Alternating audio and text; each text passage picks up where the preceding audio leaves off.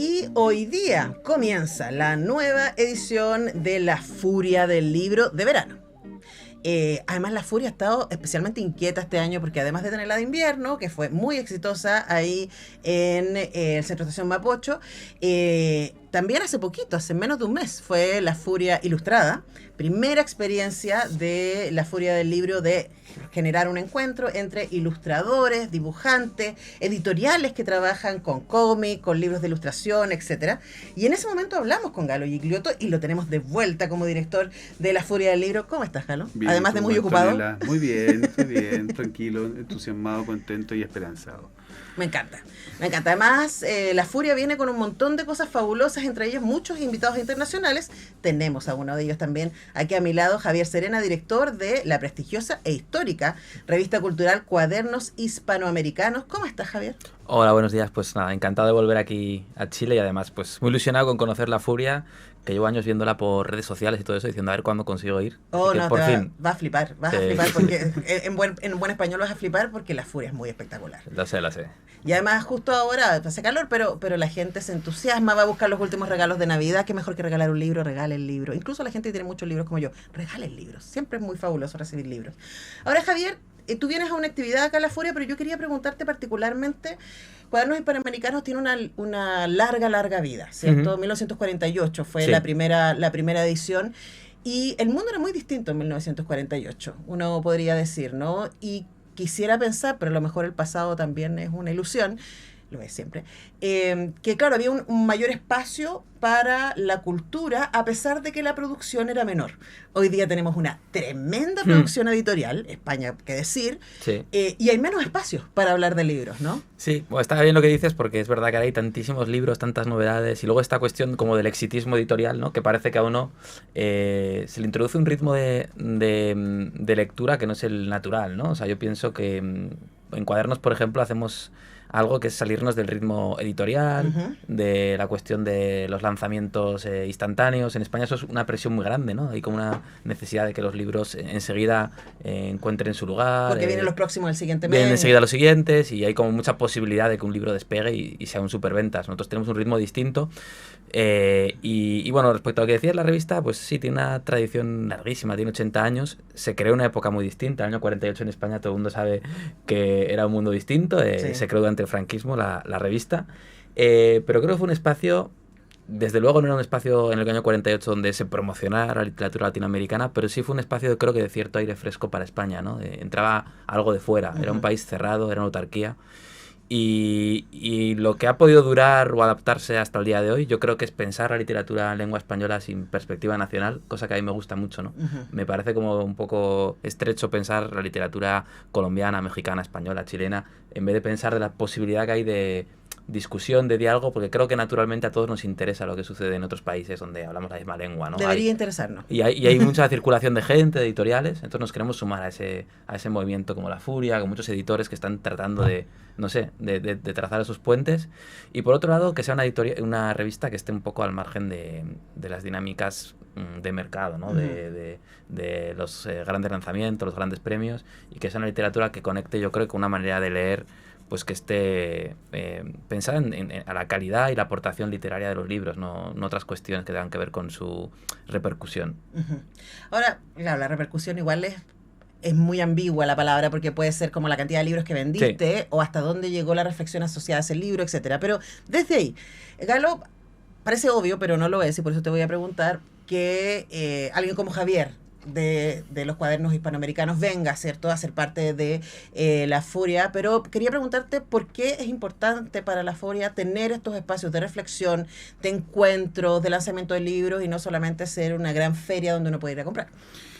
Bueno, porque la posibilidad de una alianza con la revista Cuadernos Hispanoamericanos, por ejemplo, nos da la posibilidad de ofrecer estos contenidos diferentes, contar acá con la presencia de autores internacionales. Bueno, cabe decir que Cuadernos Hispanoamericanos también es una revista, pero también organiza no sé si decir los congresos, Festivales, eventos, ferias, festivales. Tiene un podcast. Exacto, en diferentes países también, entonces como que están constantemente haciendo una actividad cultural que es muy, digamos, está muy conectada, está muy actualizada, y eso es algo que para nosotros es un aporte, porque por ejemplo Javier nos propone la presencia de autores que nosotros no conocemos acá. Ujú. Y eso es interesante, porque se abren nuevas ventanas, nuevas puertas que nos permiten también tener, eh, como decía antes, ofrecer cosas nuevas, voces nuevas, y también poder, no sé, generar vínculos entre los editores que participan, los autores que vienen, etcétera. Sí, estaba pensando en lo novedoso cuando está saliendo tantas cosas, desde tantos lados, ¿no? Y pensaba, hace poquito me preguntaron de la tercera, ¿cierto? Ujú, Esta ujú. lista como de los favoritos. Nos reímos mucho con el Gerardo Jara de esta idea de los especialistas, un amigo librero que es nuestro panelista de libros. Y estábamos los dos ahí recomendando libros, y en mi caso recomendé cosas que a mí me volaron la cabeza porque no he leído nada como eso, Ujú. ¿no? Y desde ahí preguntante, Javier, claro, desde Cuadernos Hispanoamericanos tienen una perspectiva, y además esta cosa de tomarse las cosas con un poco más tiempo, dejar que los libros decanten, que hagan su recorrido. ¿Qué sientes tú que está pasando hoy día con la literatura hispanoamericana? Lanza pregunta, pero juguemos un poco Sí. con ciertas hipótesis. Sí, no sé si hoy o si en fin, durante toda su actividad, la literatura hispanoamericana tiene algo que a mí me parece muy interesante, ¿no? Y tengo un editorial sobre eso que se titula Sobre el orden y el desorden y la falta de centralidad en la literatura en español. Ujú. Y es que yo creo que es no me atrevo a decir que sea una literatura que se escribe en español como una sola. Tampoco se puede negar que hay una discusión y una curiosidad, ¿no? Entre todos los que escribimos en lengua española. Y tiene la ventaja de que no hay un centro capaz de ordenar eso, de controlarlo y de ordenarlo, ¿no? España puede ser un país con una gran producción editorial, pero no creo que sea tampoco un lugar que esté ordenando qué es lo bueno o lo malo, ¿no? Porque hay mucha autonomía literaria en los países, en México, en Argentina, en Chile, hay una discusión propia, discusión viva. Entonces yo creo que eso evita que haya una idea canónica de la literatura, una manera determinada de hacerla, y genera una mayor variedad. Entonces yo creo que si uno viaja y tiene curiosidad por leer lo que sucede en otros países, se encuentra con propuestas literarias muy distintas, ¿no? Ujú. Y eso es una ventaja que tiene la literatura en español respecto a otras. Es una posibilidad de... Son muchos mundos Son muchos mundos en el mismo idioma. y que al mismo tiempo puedes entender y Ujú. comprender. Entonces creo que es una literatura con gran variedad, mucha posibilidad de innovación, voces muy genuinas que surgen por eso, ¿no? Porque es un espacio desordenado, ¿no? Y yo defiendo que es mejor que sea un espacio desordenado, un espacio ordenado, ¿no? Aunque todos tenemos la necesidad psicológica de ordenar las cosas, ¿no? Parece que es algo que nuestro cerebro nos pide, intentar ordenar y entender. Creo que es mejor estar dispuesto al desorden en la literatura, porque surgen cosas más interesantes. Sin duda, ¿no? Y además estaba pensando también un poco estas distopías, ¿no? De la idea de que vamos a estar mejor cuando seamos todos iguales en términos de pensamiento. Así como hay una serie ahora para Plus, creo que se llama, como también bueno, Fahrenheit, por supuesto, y la invasión de los usurpadores de cuerpo, que es como, pensemos todos igual, que no haya disenso, ¿cierto? Que es difícil, y además los libros, como en Fahrenheit, los libros nos generan pena porque nos muestran que es difícil ser humano, y lo es, ¿no? Entonces está muy bueno encontrarnos en esos disensos, en esas diferencias y celebrarlas. Sí. Y ahí, pero estamos en un momento que uno diría contracultural respecto a eso. Y de hecho me llama mucho la atención y me da un poco de envidia, debo decir. El tremendo conversatorio que va a haber esta tarde se llama Batalla Cultural, donde va a estar el Mono González, Jaime Baza y Cayo Sama. Va a estar moderando Mariela Fuente, y yo que usted no me lo perdería. Preguntarte por eso, porque uno dice, ¿dónde están los libros acá? Bueno, los libros están en la mente de esos artistas, Ujú. para empezar. Y también ellos están en los libros. Digamos que ahí hay una forma diferente de la presencia de las publicaciones.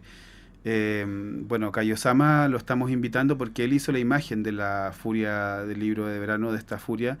El Mono González es un artista que, bueno, apoyó mucho a la furia de invierno. Hemos colaborado con él en algunas cosas cuando se logra. Premio Nacional de Arte Es este Premio año, Nacional una de Arte reconocida este trayectoria. año, es una persona muy generosa, hace unos talleres también muy lindos, que de hecho también va a haber un taller de él en esta furia. Entonces, bueno, y Jaime, ¿para qué decir? O sea, él es una persona que además de un escritor, aunque quizás no lo sepamos tanto, Es un gran escritor. sí, Yo he aprendido mucho leyéndolo. sí, también es una persona que tiene una mirada muy crítica, muy, digamos, consistente sobre la realidad chilena, sobre lo que ha ocurrido en Chile en los últimos años y que sigue ocurriendo y que en realidad Chile es como una acción permanente. Y los artistas que van a estar con él en esta conversación son personas que también tuvieron un protagonismo importante, por ejemplo, en el estallido social. Cayo Sama, veíamos sus collages en las paredes con mensajes bastante comprometidos, políticos, etcétera. Así que la idea es eso, es no solamente el libro, los artistas que hacen literatura se alimentan de la sola lectura de ficción, ensayo, poesía, sino que también de todo, todo lo que está alrededor del arte, de toda manifestación también política, y sobre todo cuando se realiza en forma estética, podría decir. Ahora, el concepto de batalla cultural es algo que hemos estado escuchando, ¿no? Y hemos visto que las ultraderechas lo han tomado de manera muy consistente. Y cuando proponen cuál es la cultura a la que deberíamos volver, es una cultura más bien homogenizadora, conservadora, ¿cierto? Sin presencia de las mujeres en espacios públicos. Se hace un poco el discurso que estamos viendo y que se repite en Estados Unidos, en Argentina, en Italia, también con Vox ahí en España. Y quería preguntarte, Javier, desde ese contexto, ¿no? Frente a ese discurso de la batalla cultural, que a mí me parece que es apropiado, efectivamente. Estamos batallando por qué entendemos cómo habitar el mundo de manera pública. Eso es la cultura, ni más ni menos, y también la política. ¿Cuál es el rol de seguir hablando de libros, de seguir encontrándonos, de seguir dialogando en torno a los libros? Bueno, yo sobre cuál es la función de la literatura, suelo decir que realmente no tiene una función directa, ¿no? O sea, yo creo que no creo que la literatura tenga que ser una herramienta para trasladar consignas. Creo que la revolución que produce es más compleja, ¿no? Creo que a la persona a la que lee le produce una experiencia transformadora y le hace ya un agente crítico, una persona que es más menos vulnerable a repetir mensajes que le vienen dados, una persona con un pensamiento más autocrítico, con más capacidad de estar protegida respecto a, por ejemplo, lo que sucede en las redes sociales, el algoritmo, ¿no?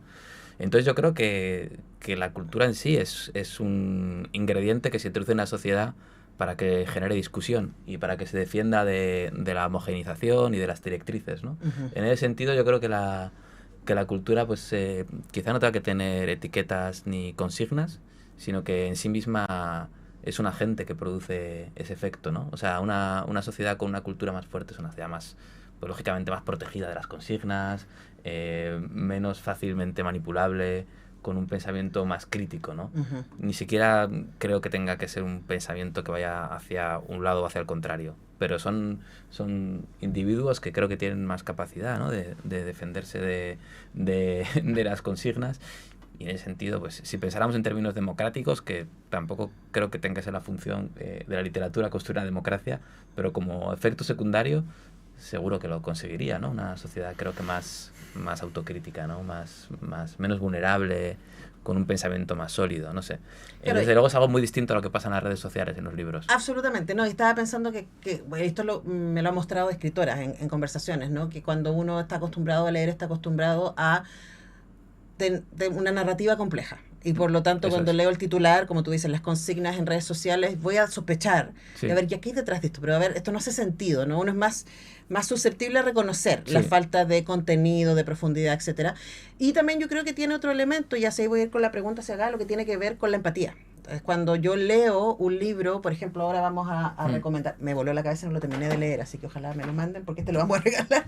El árbol desnudo, por ejemplo, de Park Wan-shu, que es la primera traducción al español de esta editora coreana que escribió durante los 70, lo sacó Telúrica acá en Chile, y a mí me voló la cabeza porque pensaba lo que es estar ahí con la invasión norteamericana. Eso se trata de una chica que es una vendedora en un lugar donde hacen retratos para soldados estadounidenses, y yo pensaba, ese es un mundo que no tiene nada que ver conmigo, pero nada que ver conmigo, pero hay tantos lugares donde yo sí me puedo identificar, donde puedo empatizar con ese mundo, y claro, yo no escucho K-pop, no tengo nada que ver con Corea, pero este es una manera de entrar, y yo creo que hay algo muy poderoso en eso. Y Galo, te quería preguntar también por ese ejercicio de encontrarnos desde un ejercicio que es privado, que es la lectura, pero encontrarnos y hacer comunidad, que es algo que me parece tan urgente en este momento.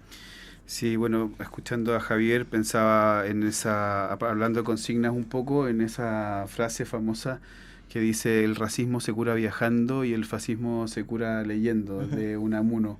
Mm. Y pienso que también, como tú mencionas, fuiste a Corea en este Sí, libro y a los y 70 además. cierto modo, claro, también la lectura te permite viajar y viajar en el tiempo. Ujú. Entonces ahí vemos que a mí algo que me gusta mucho de la literatura, de la ficción en particular, tiene que ver con cómo todo lo que podemos encontrar en una historia habla de nosotros mismos siempre. Independiente de que en esa historia seamos coreanos o que estemos en el año 70, finalmente la experiencia humana es una, digamos, por decirlo de una manera, un ciclo que tiene hitos que se repiten en todas las vidas y que se han repetido desde que existe la humanidad.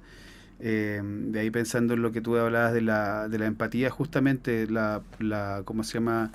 Está la literatura de la experiencia, que no es la poesía de la experiencia española, sino me voy un poco más para atrás en los ingleses.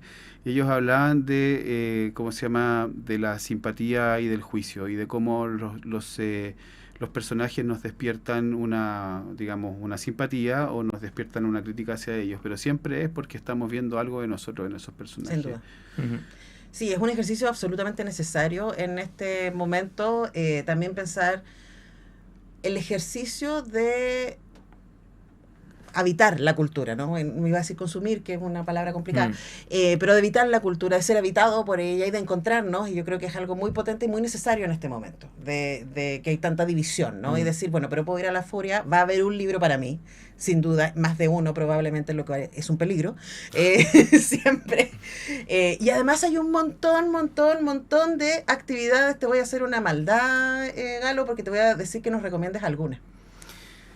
Bueno, tú ya mencionaste una muy buena, pero también hay una actividad de CIPER que es sobre el caso de la muñeca bielorrusa que se va a realizar, no me acuerdo el horario y el día específicamente, pero también está, por ejemplo, la premiación de Nuevas Plumas, que es un concurso de crónica. También está la presentación de, bueno, y aquí aunque suene un poco, es un poco interesado la recomendación, pero está la presentación de dos libros que son Adiós Muchedumbres de José Ángel Cuevas y El Sermón de la Montaña de Raúl Zurita, que son de Editorial Cuneta, pero que son rescates editoriales muy importantes. También hay libros sobre Enrique Lin, hay uno que se presenta hoy día en la tarde. ¿El de la UDP? El de... No, que es de ediciones bastante, me Ya. parece. Hay otro hay otros libros que se presentan. Bueno, hay un libro sobre música, hay varios libros sobre Sí, son música, hermosos ruidos. Hay una. hermosos ruidos, Ujú. hay varios libros sobre para niños también. O Gabriela sea, Mistral también hay está de todo. presente, ¿cómo Gabriela no? Mistral, por supuesto, está presente Palestina, también tenemos ese tema. Hay uno que es como una lectura poética del tarot o algo así. Digo, hay una cantidad de actividades súper interesantes. Talleres, hablé del taller del Mono González, por ejemplo, va a haber un punto de activación de bibliometro que va a tener además, digamos, como actividades de fomento lector. En fin, hay muchas cosas y todo se puede consultar con gran detalle en la página de La Furia, que es lafuriadelibro.com.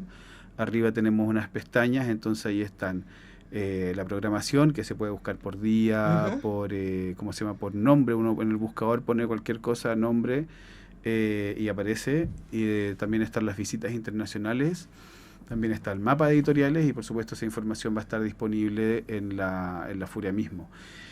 Y además, aunque actividad no es, quiero contar que este año por primera vez, después de 16 años de Furia, tenemos una convenio de colaboración con los comercios del barrio Lastarria. Hermoso, así que es para que se vaya a comer una cosita. Exactamente, la dinámica es muy simple, las personas se ponen bajo un arco de flores hermosas hechas con hojas de papel, con hojas de libros, sí, bueno, en fin, que vamos a tener, se sacan una foto, la presentan en el lugar donde quieran tener un descuento y obtienen un descuento en los lugares que van a estar con un afiche que dice comercio asociado. Muy bien, Barrio Lastarria. Excelente. Yo me sumo, aprovecho de pasar el dato porque yo voy a estar el sábado a las 7 acompañando a la gran Paula San Martín, gestora además de Ginecosofía, siempre me cuesta decirlo, que está lanzando su libro Rompehuesos, así que ahí voy a estar con la Pablo y con Nadia Prado presentando el libro el sábado 20 a las 7. Tanta cosa buena en la Furia del Libro, así que ya lo saben, en el GAM, este fin de semana inaugura hoy y va a estar hasta el domingo. ¿Horarios?